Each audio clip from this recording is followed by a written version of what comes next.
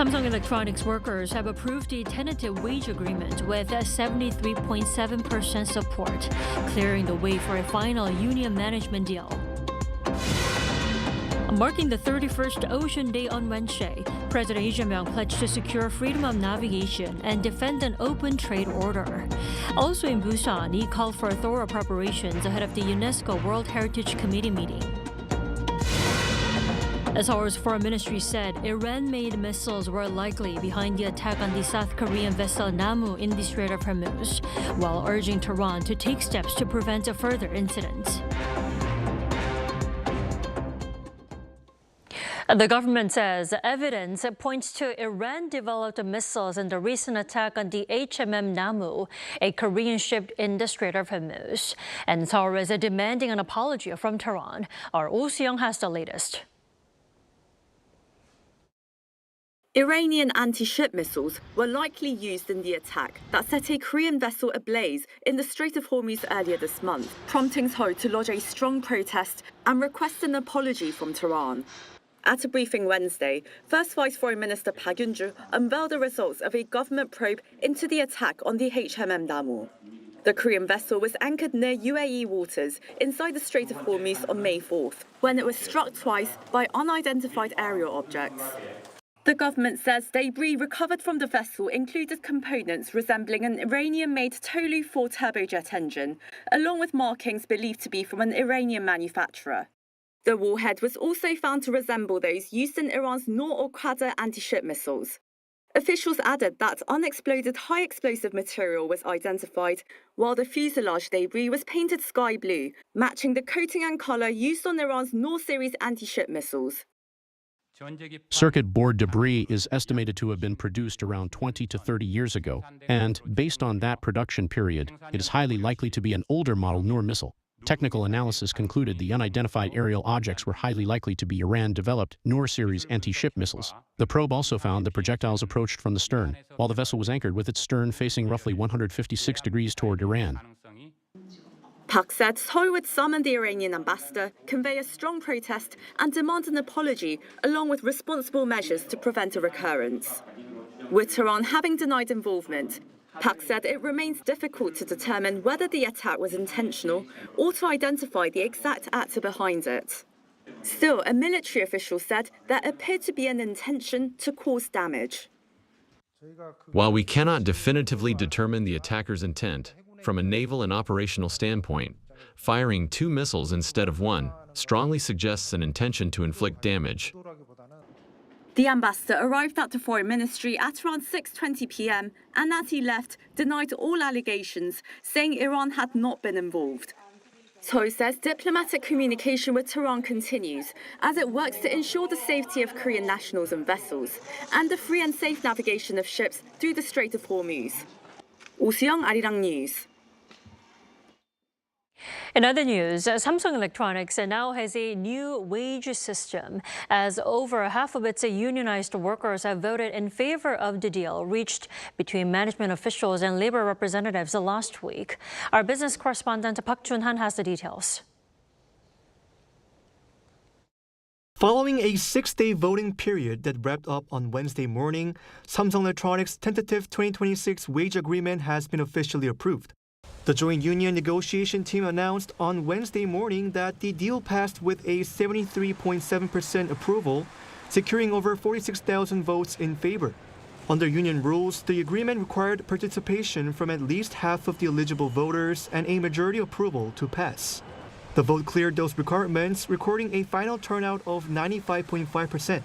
The two sides agreed on a 6.2% average wage increase, along with expanded welfare benefits like a new company housing loan system worth up to 500 million Korean won, or roughly $333,000.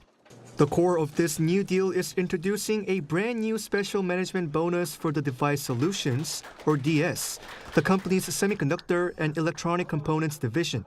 Funded with 10.5% of agreed business performance earnings, the bonus comes with no ceiling on payouts and will be paid entirely in company stock after taxes. With brokerage firms estimating Samsung Electronics could post massive operating profits reaching up to 300 trillion won this year, the payouts could be historic. If that forecast holds, employees in high-performance units like the memory chip division could receive combined bonuses worth up to 600 million won, or roughly $400,000.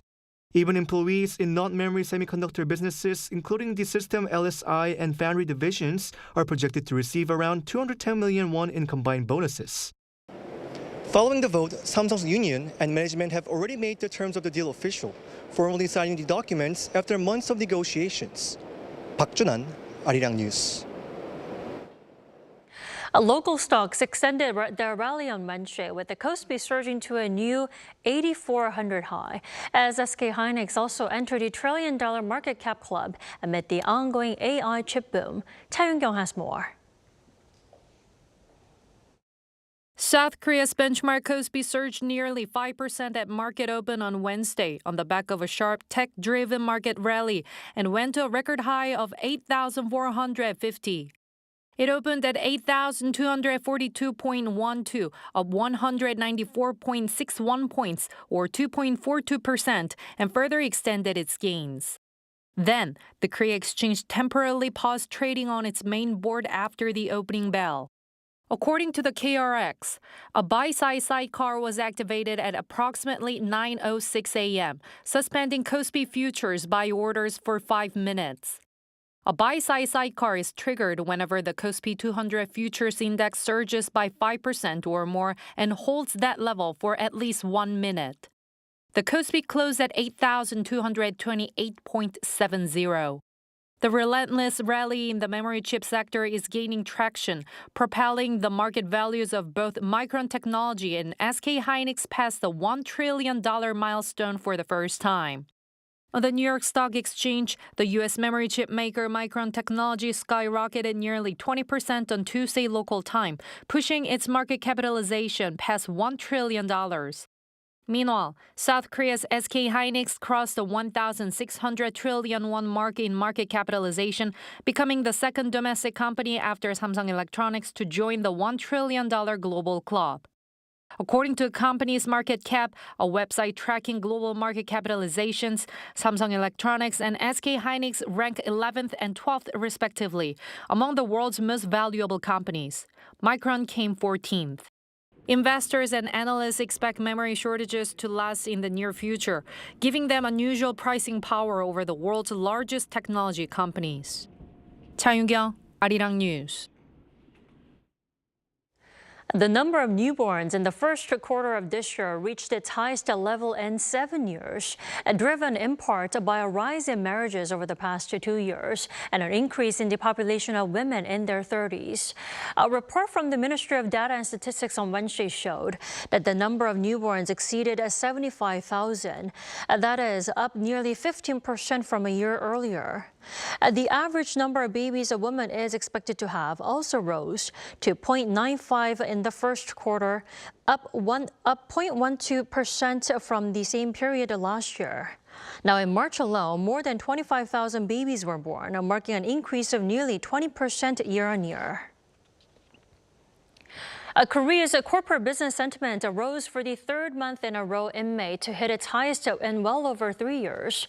According to the Bank of Korea on Wednesday, the Composite Business Sentiment Index reached 98.9, up 4 points on month, driven by stellar chip exports and a relatively stable supply of raw materials.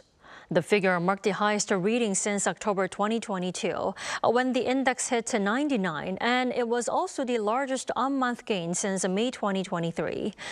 BOK data also showed positive CBSI outlooks for June across both manufacturing and non-manufacturing sectors.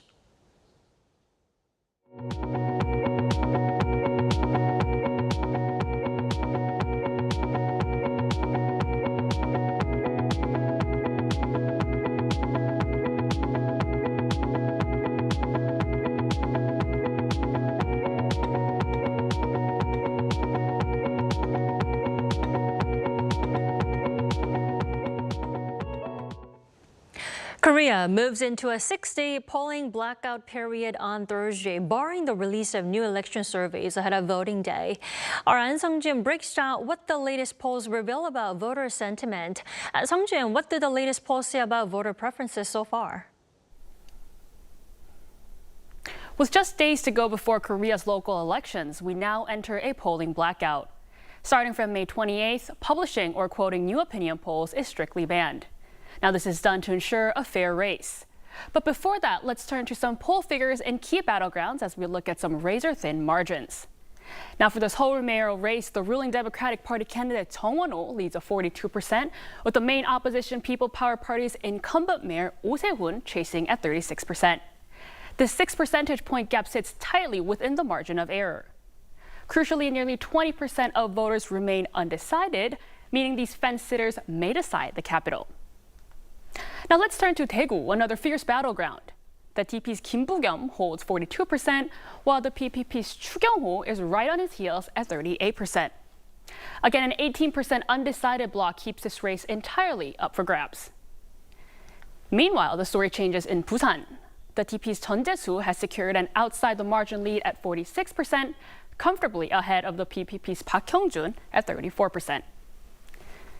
Candidates have just under a week left to win over a massive chunk of undecided voters, but why do these polls matter so much? Historically, final pre-blackout polls have accurately mirrored the final results. Take the 2022 Seoul mayoral race, where the PPP's Oh Se-hoon cruised to a 20 percentage point victory, which almost exactly matched the final polls. The story was the same in 2018, when the DP's Park Won-soon won by nearly 30 percentage points. But polls aren't always a crystal ball, and that is why attention is focused on winning over voters. For these local elections, the mayoral races, alongside high-stakes parliamentary by-elections in Pyeongtaek and Busan Bukgap, are sitting well within the margin of error. Predicting this election is uniquely difficult, as following the former president's impeachment, independent and moderate voters have surged. Shy voters who hide their true leanings from polls may also emerge as a key variable. The 6-day blackout aims to prevent inaccurate polls from unfairly swaying voters. All eyes are now glued to how public sentiment will shift during this blackout period to influence next week's ballot box. President Lee Jae-myung will hold a press conference next month marking 1 year in office. It'll be held at 10 a.m. on June 8th at the Blue House, according to Senior Presidential Secretary for Public Relations Lee Kyu-yeon. The president is expected to take a look back at the past year and unveil key policy visions for the year ahead. The Blue House also said the key visual for the event will be a light symbolizing democracy and a road for all people. Around 160 reporters will be invited. Ahead of Ocean Day this Sunday, President Lee Jae-myung visited the southern port city of Busan, where he stressed the importance of freedom of navigation. Our Blue House correspondent Yoon Jung-min reports. A front line that determines the survival and future of the nation.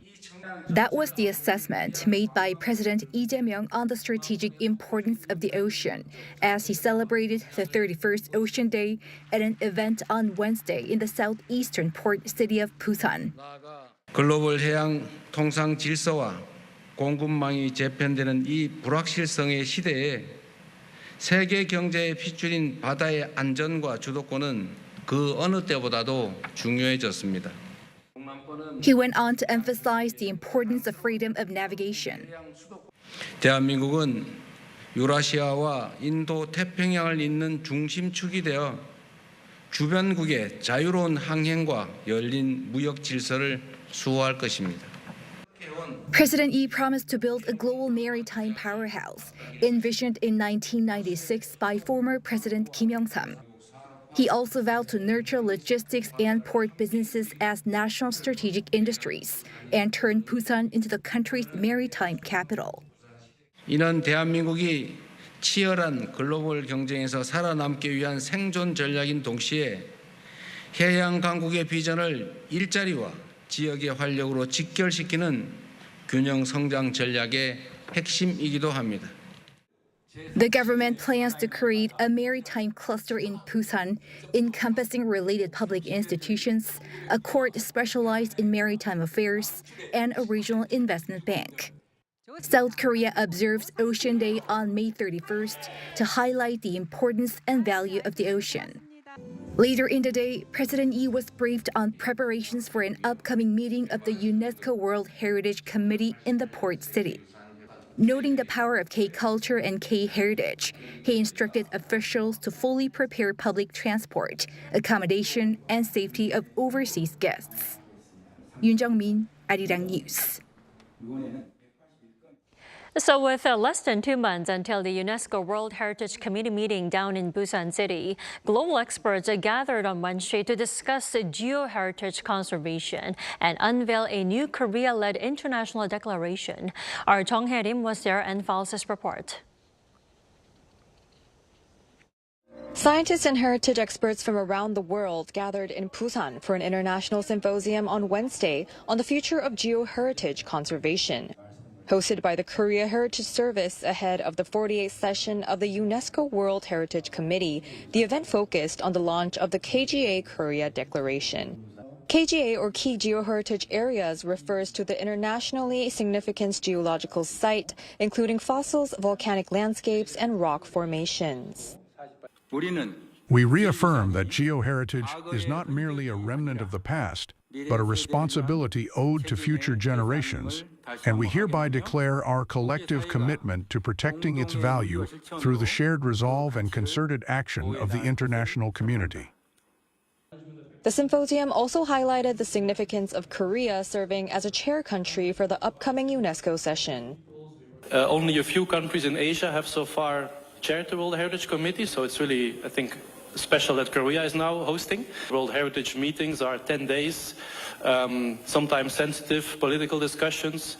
So the chairmanship, or the chairpersonship rather, has a big impact in influencing those decisions. Experts also called for stronger international cooperation, saying geoheritage conservation should become a central part of global nature protection efforts. They added that the KGA initiative could help identify important natural heritage sites in countries that currently have none recognized by UNESCO. As Korea prepares to host this year's UNESCO World Heritage Committee meeting here in Busan, the KGA Korea Declaration establishes a new major global system to protect our planet's threatened geological history. Jong Hae-rim, Arirang News, Busan. Officials from the Dominican Republic's Environment Ministry are visiting South Korea to study the country's climate adaptation strategies and national park management efforts firsthand. Our Kim Jong-un has this story. A high-level delegation from the Dominican Republic's Environment Ministry has come to Korea. The group is here to learn about the country's national park management system and ICT-based climate response technologies through a training program beginning Tuesday at the Korea National Park Service. Managing protected areas amid climate change is becoming a common challenge worldwide. Korea has responded by integrating ICT, and we hope to share that experience through this training. The training, which runs for approximately 10 days, is part of an official development assistance program led by the Korea International Cooperation Agency. It seeks to strengthen the Dominican Republic's national park management capacity by sharing Korea's expertise and experience while deepening bilateral cooperation. We started by asking how Korea's ICT strengths could be applied to partner countries. The goal is to help partner governments in developing countries better manage national parks while supporting sustainable development. Environmental management is especially important for the Dominican Republic, where protected areas account for nearly 60% of the country's land. Resource and environmental management are key to a sustainable economy in our country. Korea has been a close partner, and we hope to learn from its technology and apply it at home. What drew the attention of the delegation most was the AI-based monitoring system. At this control tower, real-time data from national parks nationwide is monitored through intelligent CCTV and AI technology. This wildfire detection system uses AI to identify smoke and spot fire risks early. Last April, near a national park in Gangwon-do province, the system detected signs of a wildfire and issued an alert before fire authorities identified the threat. Satellite imagery and trail cameras are also used to access damage, monitor weather, and help locate missing hikers. Both countries face a common challenge, protecting large, climate-vulnerable areas with limited manpower and resources. ICT technology makes management more efficient, allowing even a small workforce to manage wide areas more effectively. Climate change and protecting nature are challenges shared across borders. Korea's data-driven method for managing nature is positioning itself as a new model for global development cooperation. Kim Jun-ho, Arirang News, Wonju.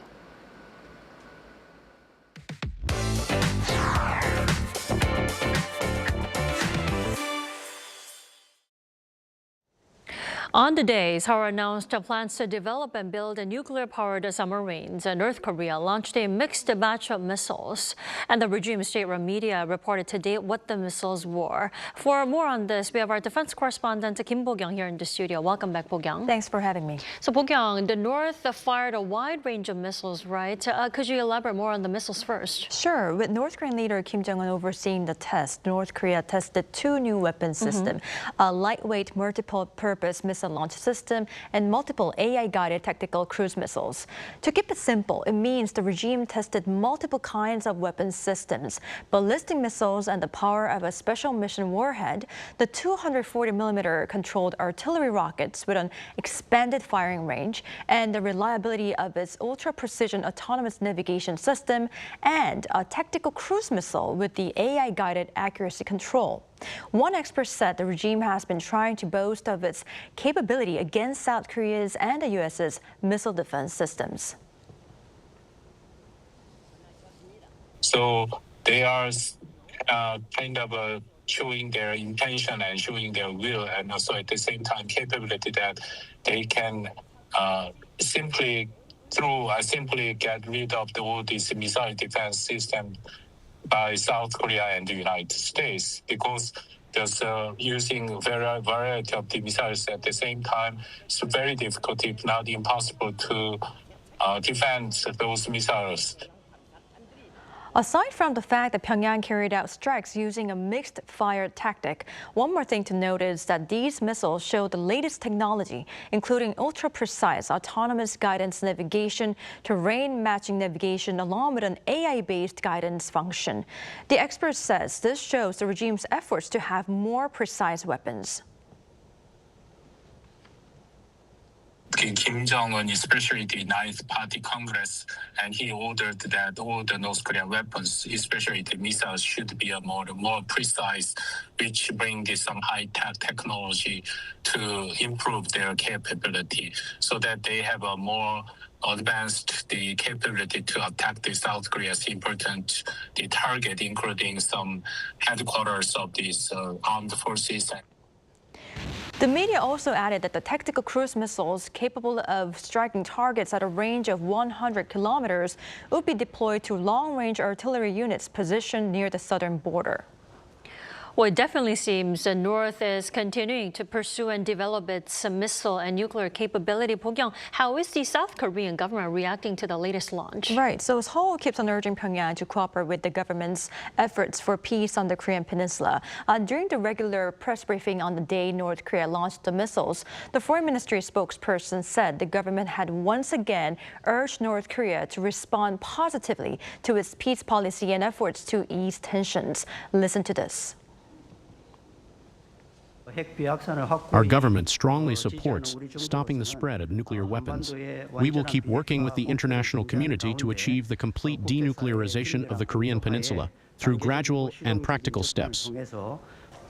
South Korea's unification minister Chung Dong-young also said that restoring the September 19th inter-Korean military agreement is the government's official policy and that the government's position has not changed. I see. Well, meanwhile, I hear the foreign ministers of Quad gave remarks on North Korea recently. Tell us more about that. Right. So on the day of North Korea's provocations, the foreign ministers of the Quad, made up of the U.S., India, Japan, and Australia, reaffirmed their commitment to denuclearization of North Korea. The top diplomats included the North Korean issue in the joint statement after the meeting held in India, urging the regime to comply with all its obligations under UN Security Council resolutions. They condemned North Korea's illegal development of ballistic missiles and weapons of mass destruction, and further added that they were seriously concerned about North Korea's malicious cyber activities and IT worker operations, which fund its illegal weapons of mass destruction and ballistic missile programs. Alrighty, Bo-kyung, thank you for the wrap-up tonight. Thank you.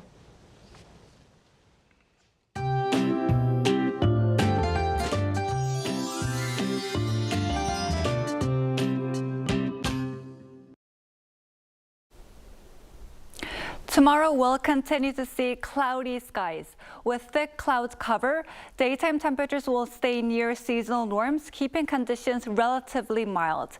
Conditions will gradually improve afterwards as clear skies return and temperatures begin to rise again. By Sunday, highs will reach 30 degrees Celsius, bringing back early summer heat. Another round of light rain of around 5 millimeters is forecast mainly for the central and southwestern regions from early tomorrow morning into the afternoon. Tomorrow, most areas will start the day below 20 degrees. Seoul will start the day at 19 degrees, Chuncheon at 17 degrees, Daegu at 18 degrees. Then by the afternoon, Seoul will get up to 26 degrees, Daegu at 27 degrees, Busan at 24 degrees. Toward the end of the week, daytime temperatures will start to climb, leading to large day-to-night temperature swings. But with these ups and downs in the weather, be sure to take care of your health. Now here's a look at the weather around the world.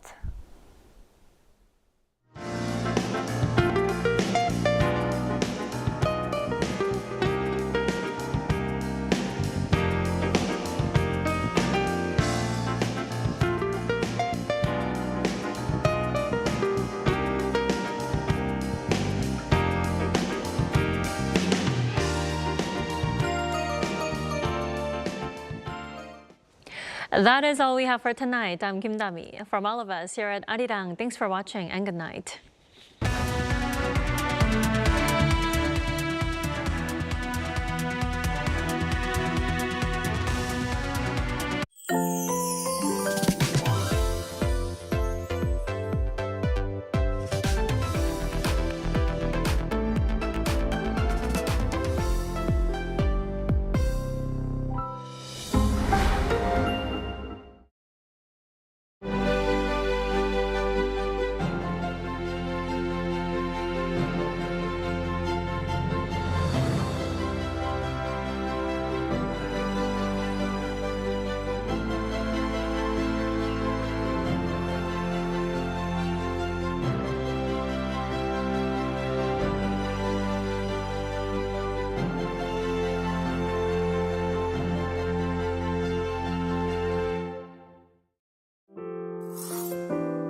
It may have been the tomb of a young prince.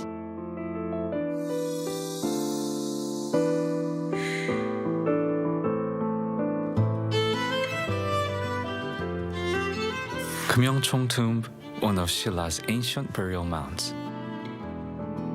The gold crown and belt discovered here were notably smaller than those found in other tombs. The Shila royal family is believed to have carefully prepared the tomb for a young life that ended too soon, placing a variety of grave goods within. Among the many artifacts, one pair of objects in particular draws the eye. Earthenware figures that seem as if they might gallop off at any moment.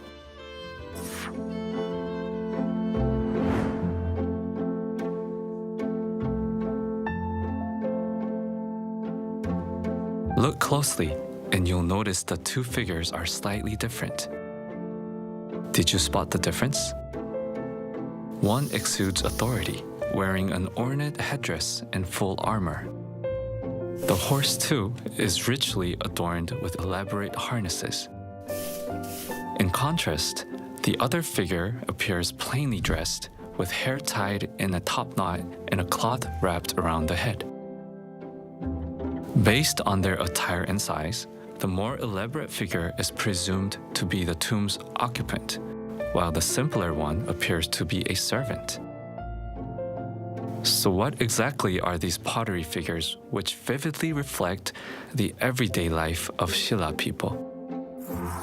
They are, in fact, hollow vessels, pitchers. Water could be poured in through a funnel at the horse's rear and dispensed through a spout at its chest. Then why would the Shila people place such intricate vessels in a tomb of a young prince? Perhaps it was a heartfelt wish that the young prince, whose life was cut short, would never go thirsty on his long journey to the heavens.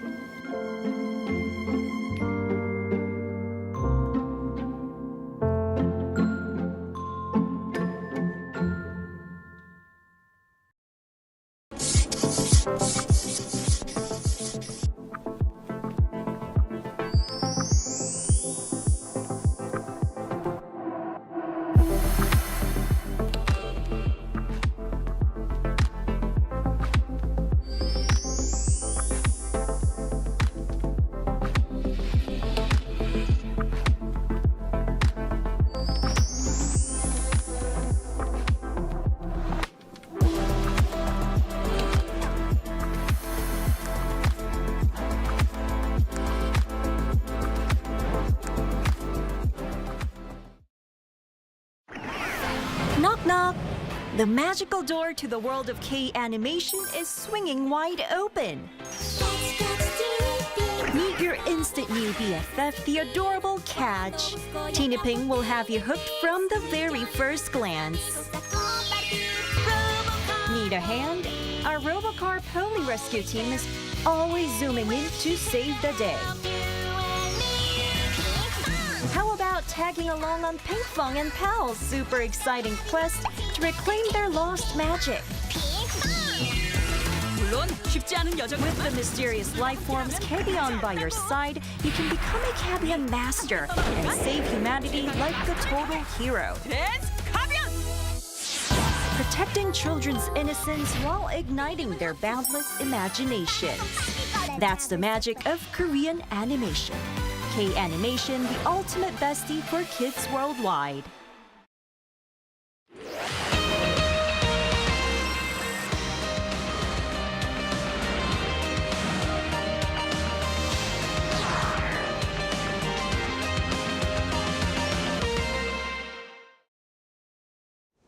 North Korea staged a rare mixed firing exercise on Tuesday, firing close-range ballistic missiles and artillery rockets toward the West Sea. We delve deeper into the regime's latest military provocation tonight with Dr. Mark Berry joining us virtually. Good evening, Dr. Berry. Good morning to you. Yes, thank you. Very happy to be back. Thanks for joining us. And also joining us here in the studio is Dr. Go Myung-hyun. Good evening, Dr. Go. Good to be here. So, Dr. Go, North Korea claims the missiles feature precision autonomous navigation and AI-powered terminal guidance technology. What do you believe North Korea is trying to signal through the latest provocation? Well, clearly, North Korea is signaling that they are still developing and perfecting their missile capability. And what's interesting is that the weapon system they tested, it's a close-range ballistic missile. And the fact of the matter is that they disclosed that they are incorporated new, more intelligent navigation system. Right. What it means is that North Korea is essentially perfecting and also upgrading their capability, especially to evade missile defense systems. I think North Koreans, just like us, have been watching what's going on in the Middle East. Of course. And they're seeing that the modern conflict is driven by missiles. And they've seen how the missiles are being essentially targeted by the missile defense system. So, and they know that the South Korea and the United States are at the very cutting edge of missile defense systems. For instance, South Korea, just like the United States, have been supporting our partners in the Middle East, especially the United Arab Emirates, with the missile defense systems. And North Korea is essentially saying that, look, we know that South Korea, you guys have a very good missile defense systems, but now we're also deploying new weapon systems that have more intelligence, AI-based guidance systems. That what it means is that they are very robust to electronic warfare and trying to essentially deceive missiles, that they are surveillance rather than going to a certain direction, and also as terminal guidance systems that are more robust to GPS jamming.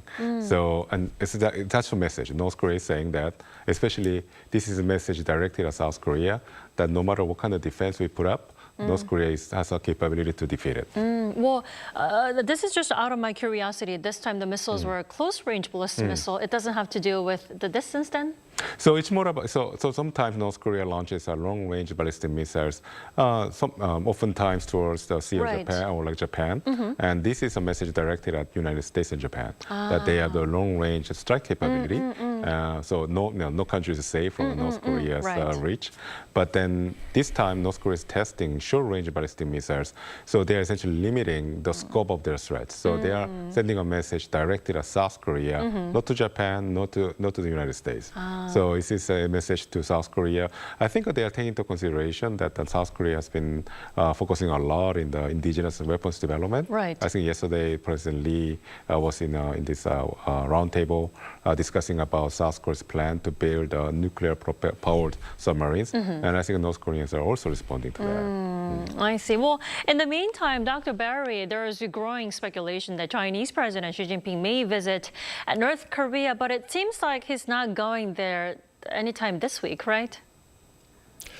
Well, you know, they had the coal mine disaster. Something like 90 people died in a coal mine collapse. Also, I believe the president of Serbia is visiting China between the 24th and today, so they may have met. But already we see signs, particularly, you know, you can't fake sending advanced Chinese security personnel to Pyongyang, the kind of people that would prepare for a state visit. That's kind of unmistakable. It's kind of like sending the Secret Service and the big beast Cadillac limousine, you know, when the president of the U.S. travels. So I think that the purpose is, number one, it's reciprocity for Kim Jong-un's visit at the 80th anniversary of the end of World War II in Beijing last September. Where he and Xi and Putin were in the front row. So it's reciprocal for that visit. And also it completes a cycle of the delayed visit between Trump and Xi in Beijing, the already scheduled visit with Putin in Beijing, which I think was like his 25th in Beijing. And so it's due time. It's just a question of fungibility. And besides, when you deal with communist allies, they don't announce in advance the dates of their trips. Kim certainly doesn't announce in advance when he's going to China or to Russia. And I think this would be, for President Xi, his first trip in 7 months. He's not about to announce a lot of the particulars either. But I think it is going to happen. And I do believe that the main purpose is to curb Russia's current level of influence by Xi's presence sending a message that your relationship is only going to be temporary, but Chinese historically has considered the Korean Peninsula to be in its sphere of influence. Also, he's not happy with the change in the Constitution, where unification as a goal was jettisoned, because hundreds of thousands of Chinese died in 1950 to 53 during the Korean War for the sake of the unification of the Korean Peninsula. And also, having built the new Yalu River Bridge 10 years ago, President Xi, I think, wants to convey, hey, you know, finish building the roads and the custom houses on the other end. You know, let's get this bridge going. And of course, Kim Jong-un is concerned about overbearing economic influence from China. But I think all of these things are purposes for Xi's upcoming visit. Well, so according to Dr. Barry, North Korea-China summit will happen sometime soon. But let's say, Dr. Go, it does happen. What would Pyongyang want to hear the most or gain from Beijing this time? Well, I think it's to essentially get a very official recognition from Beijing that North Korea is a bona fide regional power in this part of the world. And that's going to, I mean, even if China doesn't really follow that recognition with more additional diplomatic measures, that places North Korea top of the line when it comes to strategic positions in this part of the world. It's going to say speak volumes about the increase in the prestige as well as the strategic value of North Korea. And I think even the discussion that Xi Jinping is visiting North Korea to have a bilateral summit with Kim Jong-un is a huge ego booster for Kim Jong-un. And clearly the Chinese are not doing this for free. There are reasons for this. And I think the reason is because China is essentially gearing up for not just for a conflict that might not happen in 5 years' time, but possibly in 10 or 15 years' time. Essentially, I mean, it doesn't mean that it's going to happen for sure.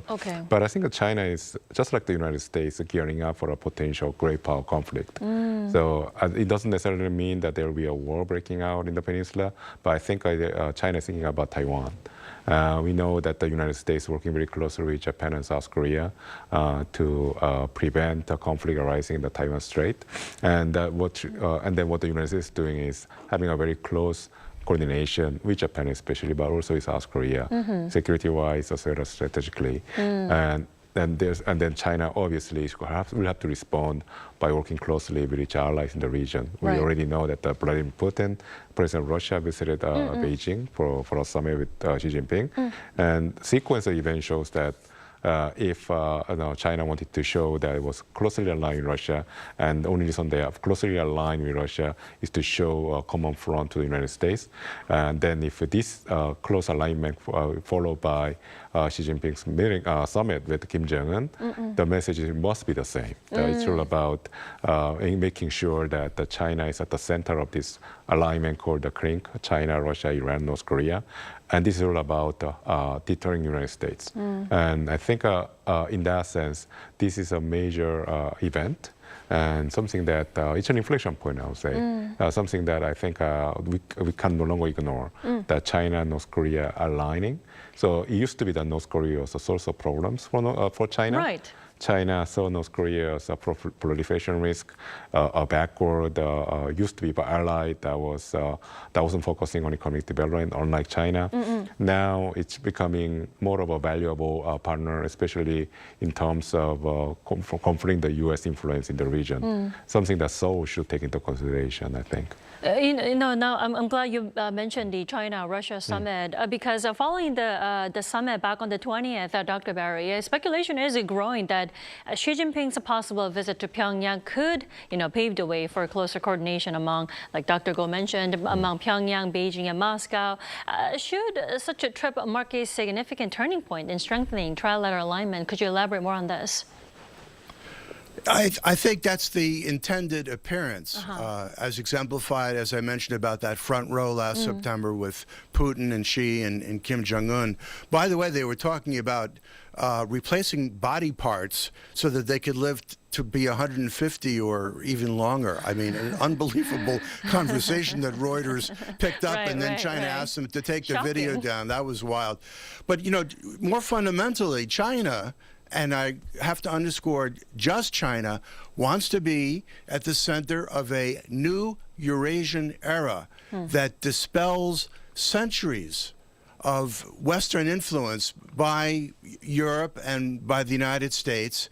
And it wants to become the indispensable nation coordinating this new era by working with its so-called junior partners on its periphery, like Russia, like North Korea, like Iran and Pakistan. And by the way, they're reporting very, very in a clear-cut manner to China about its activities negotiating with the Trump administration about trying to bring about a permanent ceasefire and an end to this war with Iran.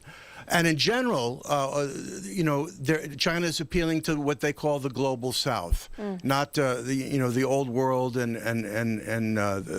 the northern states of the northern hemisphere. So, and also China interprets Trump's two terms and also the interregnum of Joe Biden as clear-cut signs of irreparable American decline.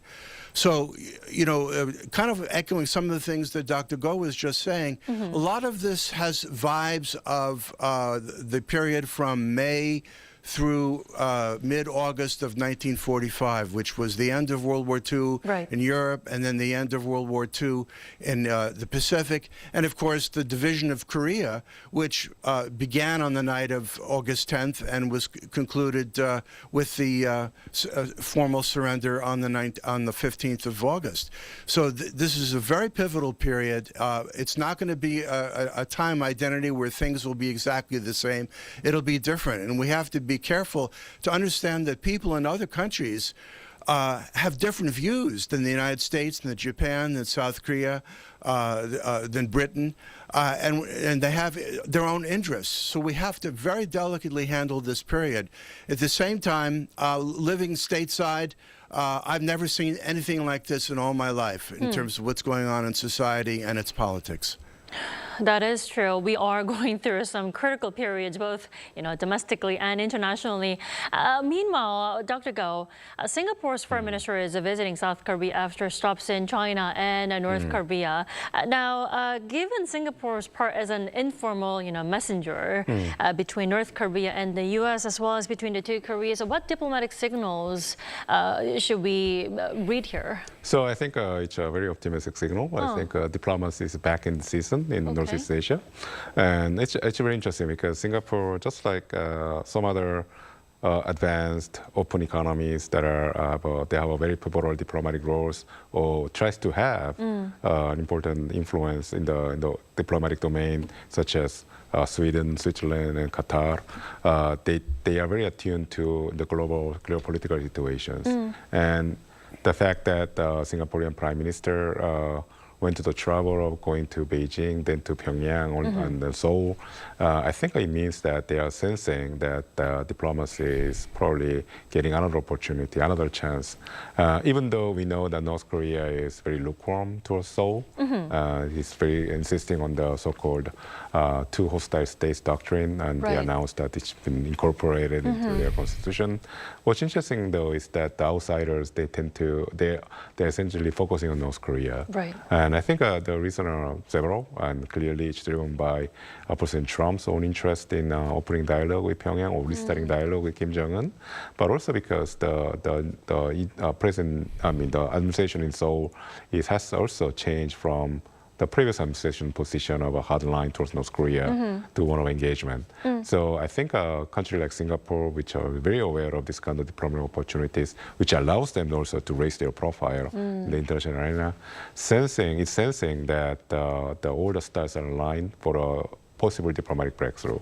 And that's something that probably North Korea is also watching. So I think if we go beyond the images of missile tests and very hostile, aggressive rhetoric from North Korea, something is afoot clearly underneath the surface. And I think this is a good message, I think, a signal for the South Korean government, and also something that we should be watching out for. That is good to hear for now. And now, shifting gears, Dr. Barry, I'd like to turn to your reports say Russian naval vessels escorted ships suspected of transporting North Korean weapons, raising concerns that military cooperation between North Korea and Russia is becoming increasingly evident and overt. To what extent has the UN sanctions regime on North Korea effectively eroded at this point? Oh, I think they're very much eroded. Although individual nations like New Zealand, are still sending planes, and other nations that have been doing it for several years, sending ships and so forth. But it's essentially eroded. And my big guess is that Russian vessels are likely carrying very sensitive military cargo to or from North Korea, and they're being escorted to ensure there's no interception. Because it's one thing to have planes spot what's going on, or satellites. It's another thing if ships come by and they, have some basis of internationally based on the UN sanctions to board those ships. So to me, it's not surprising. And I think the thickness of the Russian support to North Korea on a military end, and the thickness of North Korean continuing support to Russia is extremely noteworthy. And we should also point out that there are rising murmurs of potential extension of the conflict between Russia and Ukraine extending into the Baltic states. It's a long, involved story, but we may see things spreading when they can't be solved and reduced down to the most simple problem, which we've not been able to do for the past 4 years. I see. Well, Dr. Go, I'd like to turn to you about the recent NPT review conference, which failed to, adopt a final consensus document, and also language on North Korea's nuclear program was omitted from the final draft. Is the North Korean issue kind of slipping away from the international community's effort? But the NPT regime, it's not just about North Korean nuclear issue. It's more of an umbrella issue or framework to ensure there's less risk of a nuclear war breaking out globally. Right. So it's a global, very important part of the global security system promoted and then managed by the United Nations. And the NPT conference has taken place not every year, but then every 5, 6, 7 years. So, but then the trends in the last couple of conferences has been pretty negative already. Right. So this is not the first time that the major powers to be have been able to achieve consensus on their conference discussions. It has already happened in 2015 and 2022. We know what's going on. We know that the reason why these NPT conferences are not being able to come out with a consensus is because, first of all, there's a great power competition between the United States and China. China is building up their nuclear arsenal with an eye on the potential Taiwan conflict. And then also we know that Russia, we used to be more or less a well-behaving member of the United Nations Security Council, so that's a major nuclear power, obviously, is misbehaving now because it's using nuclear threat when they're conducting war against Ukraine. So these are very problematic issues. These are major fires that the global community is focusing on. Compared to that, North Korean nuclear issue is serious. We know it has a very potential for negative consequences. It's explosive in a way, but potentially. But it's more like a simmering fire. It's been simmering for many, many years. So in that sense, we have to compare a simmering fire that's predictable to a major fire that's breaking out all the time, with a potential for immediate catastrophic consequences. So I think this is the reason why the international community is focusing on other issues, and then these issues involve major powers such as Russia and China. That's why we are not able to achieve consensus. So in that sense, I wouldn't read too negatively about the failure of the lack of achieving consensus, or including North Korean language in the draft. Also, it's a very bad sign because it's all relative. If we grade an NPT conference on a curve, this is clearly not a A, B, or even C, but not an F either. So yeah, that's how I put it. Alrighty. Yeah. Well, let's fast forward to June, which is already next week. Dr. Barry, South Korea and the United States are expected to hold their first working level talks on, follow-up measures related to nuclear-powered submarines and broader nuclear cooperation. What impact could this have on the NPT regime and wider non-proliferation order in Northeast Asia? In all honesty, I just see that nuclear-powered subs are a big carrot that Trump dangled last year in order to gain South Korean cooperation on both strategic matters in East Asia and investment, particularly the investment in the U.S. Trump probably doesn't remember what the NPT is. When he first heard it, he probably said, "What corporation is that, and how valuable is their stock?" I mean, he doesn't remember things like that.